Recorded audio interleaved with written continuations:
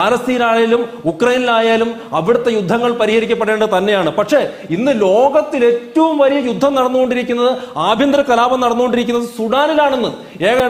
ഇവിടെ തന്ത്രിമാര് അബദ്ധസഞ്ചാരം നടത്തുന്നവരാണ്, വഴിവിട്ട സഞ്ചാരം നടത്തുന്നതാണെന്ന് വിഷലിപ്തമായിട്ടുള്ള വാക്ക് വന്നത് പിണറായി വിജയന്റെ വായിൽ നിന്നാണെന്ന്. ഹിന്ദു സ്ത്രീകൾ ക്ഷേത്രത്തിൽ പോയി കുളിക്കുന്നത് അവിടെ വരുന്ന പുരുഷന്മാർക്ക് കാണാൻ വേണ്ടിയിട്ടായിരുന്നുള്ള അങ്ങേയറ്റം നികൃഷ്ടവും വിഷലിപ്തവുമായിട്ടുള്ള വാക്ക് പറഞ്ഞത് PK ശ്രീമതി എന്ന് പറയുന്ന കമ്മ്യൂണിസ്റ്റ് നേതാവിന്റെ വായിൽ നിന്നാണ്.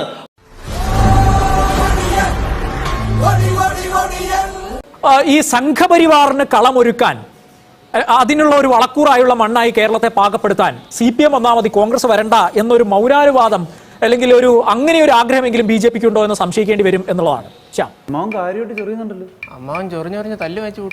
കേരളത്തിൽ, ഈ രാജ്യത്ത് തന്നെ ഞങ്ങളുടെ ഏറ്റവും കൂടുതൽ പ്രവർത്തകരെ കൊന്നിട്ടുള്ള പ്രസ്ഥാനത്തിന്റെ പേര് കമ്മ്യൂണിസ്റ്റ് പാർട്ടി എന്നാണ്.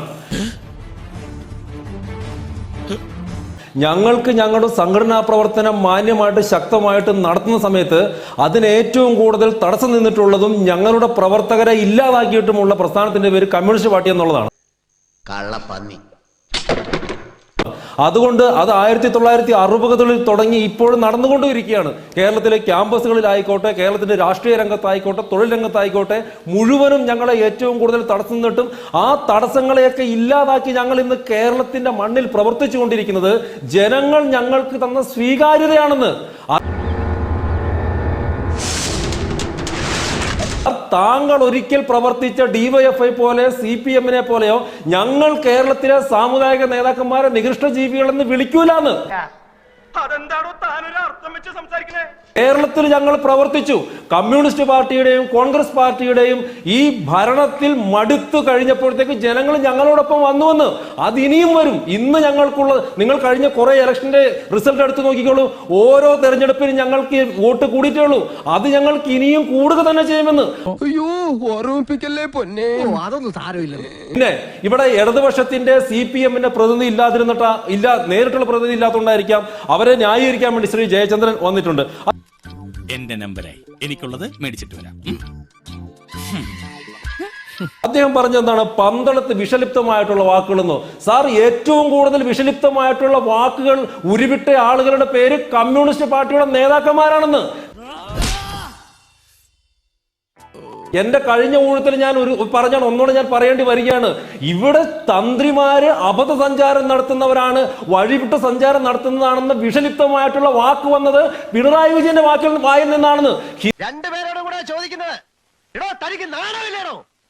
ഹിന്ദു സ്ത്രീകൾ ക്ഷേത്രത്തിൽ പോയി കുളിക്കുന്നത് അവിടെ വരുന്ന പുരുഷന്മാർക്ക് കാണാൻ വേണ്ടിയിട്ടായിരുന്നുള്ള അങ്ങേയറ്റം നികൃഷ്ടവും വിഷലിപ്തവുമായിട്ടുള്ള വാക്ക് പറഞ്ഞത് PK ശ്രീമതി എന്ന് പറയുന്ന കമ്മ്യൂണിസ്റ്റ് നേതാവിന്റെ വായിൽ നിന്നാണ്.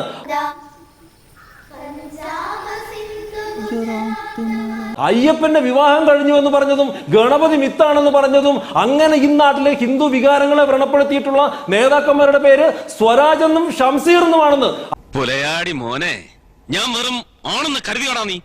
അതുകൊണ്ട് കേരളത്തിന്റെ രാഷ്ട്രീയ പരിതസ്ഥിതിയിൽ വിഷലിപ്തമായിട്ടുള്ള വിഷമയമായിട്ടുള്ള വാക്കുകൾ പറഞ്ഞുകൊണ്ട് പറയുന്ന ആളുകളുടെ പേര് കമ്മ്യൂണിസ്റ്റുകൾ എന്ന് തന്നെയാണ്, മറ്റാരുമല്ല. കാര്യങ്ങളൊക്കെ കൈവിട്ട് പോയല്ലോ തിരുവട്ടമാ.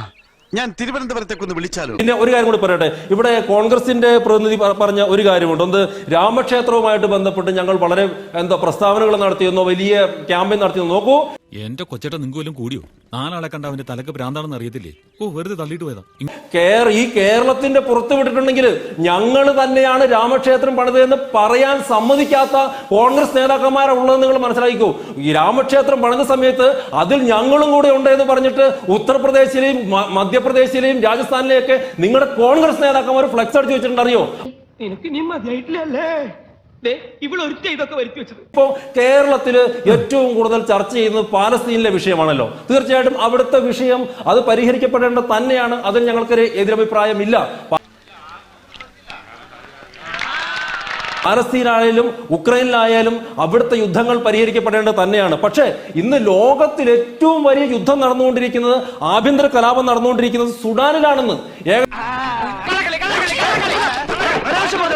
ഏകദേശം 1.5 ലക്ഷത്തോളം ആളുകൾ മരിച്ചു. 1.5 കോടിയോളം ആളുകൾ പലായനം ചെയ്യേണ്ടി വന്നു. 2.5 കോടിയോളം വരുന്ന ജനങ്ങൾ പോഷകാഹാരം കുറവ് മൂലം ഇന്നല്ലെങ്കിൽ നാളെ മരിച്ചു വീഴുമെന്ന് പറഞ്ഞിട്ട് ഇരിക്കുകയാണ്. പോളണ്ടിൽ എന്ത് സംഭവിച്ചു? പോളണ്ടിനെ പറ്റി നീ ഒരക്ഷരം മിണ്ടരുത്, എനിക്കത് ഇഷ്ടമല്ല. അപ്പോ അവരെ കുറിച്ചിട്ടൊന്നും കരയാൻ വേണ്ടി കമ്മ്യൂണിസ്റ്റ് പാർട്ടിക്ക് പറ്റാൻ വേണ്ടി എന്താണ്, അവരെ കുറിച്ചിട്ടൊന്നും കരയാൻ വേണ്ടിയിട്ട് ഈ കോൺഗ്രസ് പാർട്ടിക്ക് പറ്റാൻ വേണ്ടി പറ്റാതിരുന്ന എന്താണ്, അവരുടെ ന്യൂനപക്ഷ പ്രീണനം. അവർക്ക് കേരളത്തിലെ മുസ്ലിം വോട്ടിന് വേണ്ടിയിട്ടുള്ള ഈ ഗാസ പ്രീണനവും ഈ ഫലസ്തീൻ പ്രീണനവുമാണ് നടന്നത്. സ്വാഭാവികം. അപ്പൊ അതിലൊരെണ്ണം സ്വാഭാവികമായിട്ടും അതിനെതിരെ ഒരു ഹിന്ദു വികാരം ഉണ്ടായിട്ടുണ്ടാവുന്നേ. അവരുടെ ഈ മുസ്ലിം പ്രീണനത്തിന്, ന്യൂനപക്ഷ പ്രീണനത്തിനെതിരെ ഈ കേരളത്തിലെ മറ്റ് വിഭാഗങ്ങൾ ചിന്തിച്ചിട്ടുണ്ടാവാമെന്ന്. ചേട്ടാ, അപമാനിച്ചേ ഞാൻ പോയിക്കോട്ടെ. അപമാനത്തിന് തന്നെ അപമാനമാണ് നീ. അതോടൊപ്പം തന്നെ ശബരിമലയിൽ നടന്നിട്ടുള്ള, ഞാൻ തുടക്കത്തിൽ സൂചിപ്പിച്ചതുപോലെ, ശബരിമലയില് ഒരിക്കൽ പോലും ബിന്ദു അമ്മണി ആയിക്കോട്ടെ, കനകദുർഗ ആയിക്കോട്ടെ, രഹന ഫാത്തിമ ആയിക്കോട്ടെ, അവർ ശബരിമലയിൽ പ്രവേശിച്ചതിന് ശേഷമോ മുമ്പോ ഏതെങ്കിലും അവരുടെ വിശ്വാസപരമായിട്ടുള്ള ഏതെങ്കിലും പോസ്റ്റ് നിങ്ങൾ കണ്ടിട്ടുണ്ടോ? ഏതെങ്കിലും ഭക്തിയുള്ള ആളെ ആയിരുന്നില്ല. രഹന ഫാത്തിമ ശബരിമലയിൽ കയറിയതിന് ശേഷം അവര് ഫേസ്ബുക്കിൽ പോസ്റ്റ് ചെയ്ത ഒരു ഫോട്ടോയുണ്ട്. ആ ഫോട്ടോയിൽ കറുപ്പ് ധരിച്ച് അർദ്ധനഗ്നയായിട്ടാണ് അവർ പ്രത്യക്ഷപ്പെട്ടത്. ആഞ്ജനേയ സ്വാമി. അപ്പോ അങ്ങനെയുള്ള ആളുകളെ ശബരിമലയിൽ കയറ്റിയപ്പോ സ്വാഭാവികമായിട്ടും ശബരിമല ഭക്തർക്ക്, അയ്യപ്പ ഭക്തർക്ക് വേദനിച്ചുവെന്ന് അത് പിണറായി സർക്കാരിന് മനസ്സിലായി. ആ പിണറായി സർക്കാരിന് മനസ്സിലായത് കൊണ്ട് അതിൽ നിന്ന് പുറത്തു കടക്കുവാൻ വേണ്ടിയിട്ട് കേരളത്തിലെ അയ്യപ്പ ഭക്തരുടെ കൂടി അല്ലെങ്കിൽ ഹിന്ദു വിഭാഗങ്ങളുടെ കൂടി വോട്ട് വാങ്ങുവാൻ വേണ്ടിയിട്ടുള്ള കപടമായിട്ടുള്ള തട്ടിക്കൂട്ട് പരിപാടിയാണ് ഇവര് പമ്പയിൽ നടത്തിയത്. ആ പരിപാടി എന്തായി? പമ്പയിൽ ഭക്തജന സംഗമം നടത്തിയിട്ട് എന്തായി? ഇവർ ആദ്യം പറയുന്നു 4500, പിന്നീട് പറയുന്നു 3500, പിന്നീട് പറയുന്നു 3000, അവസാനം 600 630 പേര് മാത്രം. അനിയാ പോട്ടെ, അമ്പിമനെ പോട്ടറ. സാറേ ഒന്നും വിചാരിക്കില്ലേ മക്കളെ, മാമനോടൊന്നും തോന്നല്ലേ?